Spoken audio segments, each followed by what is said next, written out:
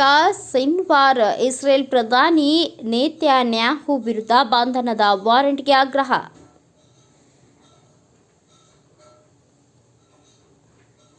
ಗಾಜಾದ Hamas ನಾಯಕ Yahya ಸಿನ್ವಾರ್ ಮತ್ತು Israel ಪ್ರಧಾನಿ ಬೆಂಜಮಿನ್ ನೆತನ್ಯಾಹು ವಿರುದ್ಧ ಅಂತಾರಾಷ್ಟ್ರೀಯ ಕ್ರಿಮಿನಲ್ ಕೋರ್ಟ್ನಿಂದ ಬಂಧನ ವಾರೆಂಟ್ ಕೋರುವುದಾಗಿ ನ್ಯಾಯಾಲಯದ ಪ್ರಾಸಿಕ್ಯೂಟರ್ ಕರೀಂ ಖಾನ್ ಸೋಮವಾರ ಸಿಎನ್ಎನ್ಗೆ ನೀಡಿದ ವಿಶೇಷ ಸಂದರ್ಶನದಲ್ಲಿ ಹೇಳಿದ್ದಾರೆ.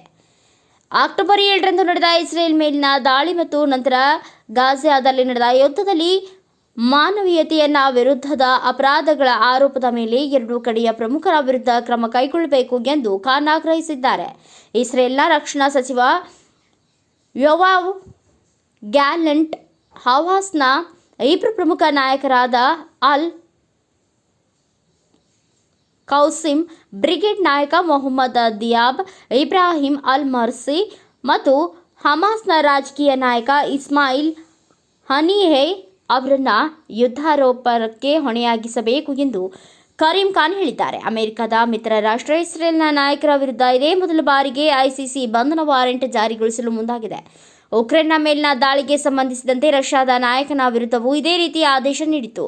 2011ರಲ್ಲಿ ಜನರು ದಂಗೆ ಎದ್ದು ಲಿಬಿಯಾದ ಸರ್ವಾಧಿಕಾರಿ ಉಮರ್ ಗಡಾಫಿಯನ್ನು ಹತ್ಯೆಗೈದಿದ್ರು. ಆ ಸಂದರ್ಭದಲ್ಲಿ ಗಡಾಫಿ ಕೂಡ ಐಸಿಸಿಯಿಂದ ಬಂಧನ ವಾರೆಂಟ್ ಎದುರಿಸುತ್ತಿದ್ದರು. ಹಮಾಸ್ ಮತ್ತು ಇಸ್ರೇಲ್ ನಾಯಕರ ವಿರುದ್ಧ ಒಂದೇ ರೀತಿಯ ಆರೋಪಗಳನ್ನು ಹೊರಿಸಿ ಬಂಧನ ವಾರೆಂಟ್ ಹೊರಡಿಸಲು ಮುಂದಾಗುವ ಮೂಲಕ ಐಸಿಸಿ ಭಯೋತ್ಪಾದಕ ಸಂಘಟನೆ ಮತ್ತು ಚುನಾಯಿತ ಸರ್ಕಾರದ ನಾಯಕರನ್ನು ಒಂದೇ ತಕ್ಕಡಿಯಲ್ಲಿ ತೂಗಿದೆ ಎಂಬ ಟೀಕೆಗೆ ಗುರಿಯಾಗಬಹುದು ಎಂದು ಸಿಎನ್ಎನ್ ಅಭಿಪ್ರಾಯಪಟ್ಟಿದೆ. ಹಮಾಸ್ ನಾಯಕರಾದ ಸಿನ್ವಾರ್, ಹನಿಯೆ ಮತ್ತು ಅಲ್ ಮರ್ಸಿ ವಿರುದ್ಧದ ಸಾಮೂಹಿಕ ಹತ್ಯೆ ನಾಗರಿಕರನ್ನು ಒತ್ತೆಯಾಳನ್ನಾಗಿ ಇಟ್ಟುಕೊಂಡಿರುವುದು ಅತ್ಯಾಚಾರ ಮತ್ತು ಬಂಧನದಲ್ಲಿ ಲೈಂಗಿಕ ದೌರ್ಜನ್ಯದ ಆರೋಪಗಳಿಗೆ ಇವೆ ಎಂದು ಖಾನ್ ಹೇಳಿದ್ದಾರೆ. ಇಸ್ರೇಲ್ಗೆ ಒತ್ತೆಯಾಳುಗಳನ್ನು ಬಿಡಿಸಿಕೊಳ್ಳುವ ಎಲ್ಲ ಹಕ್ಕುಗಳು ಇವೆ, ಆದರೆ ಅವರು ಅದನ್ನು ಕಾನೂನನ್ನು ಪಾಲಿಸುವ ಮೂಲಕ ಮಾಡಬೇಕು ಎಂದಿದ್ದಾರೆ. ಖಾನ್ ಅವರ ಹೇಳಿಕೆಯನ್ನು ಹಮಾಸ್ ಖಂಡಿಸಿದೆ.